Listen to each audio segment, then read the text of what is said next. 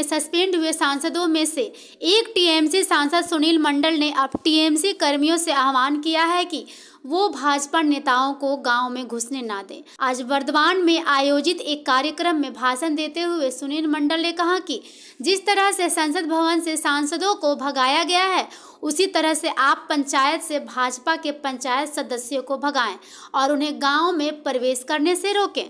देखिए उन्होंने क्या कहा। 18টা বিল পাস হলো, আপনারা জানেন 18টা বিলের একটা কপি আমাদের কাছে নেই। কারণ আমাদেরকে যখন বহিষ্কার করা হলো 22 তারিখ পর্যন্ত, গত তারিখ পর্যন্ত বহিষ্কার আমরা ছিলাম এবং তার মধ্যে আমাদেরকে কিছুই দেওয়া হলো না। আপনাদেরকে শুধু একটা কথাই বলবো, একটা অনুরোধ করব, সাংসদ থেকে আমাদেরকে বিতাড়িত করেছে। সাংসদ থেকে অগণতান্ত্রিক পদ্ধতিতে 146 জন সাংসদকে বিতাড়িত করেছে। আপনারা কি করবেন? আপনাদের হাতে তো সে সাংসদ জিনিস আছে, আপনাদের হাতে সাংসদের থেকে বড় ক্ষমতা আছে।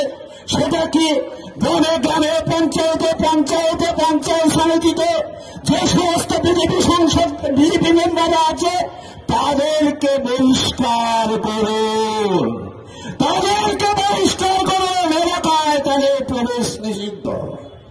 যদি ভারতীয় সংবিধান থেকে আমাদেরকে বিতাড়িত করতে পারে, আমরা গ্রাম থেকে বিজেপিকে বিতাড়িত করতে পারি।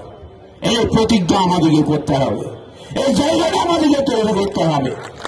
আজকে এই জায়গাটা যদি আমরা তৈরি করতে পারি, ওদেরকে আমাদেরকে বুঝিয়ে দিতে হবে, আমাদেরকে বুঝিয়ে দিতে হবে দিল্লির সাংসদদের তোমরা ইউনাইটেড হতে দিচ্ছ না, আর গ্রাম বাংলায় এসো, গ্রাম বাংলায় দেখো আমরা আর তোমাদের কিভাবে সেই জায়গাটাকে আমরা পাড়িয়ে দিই।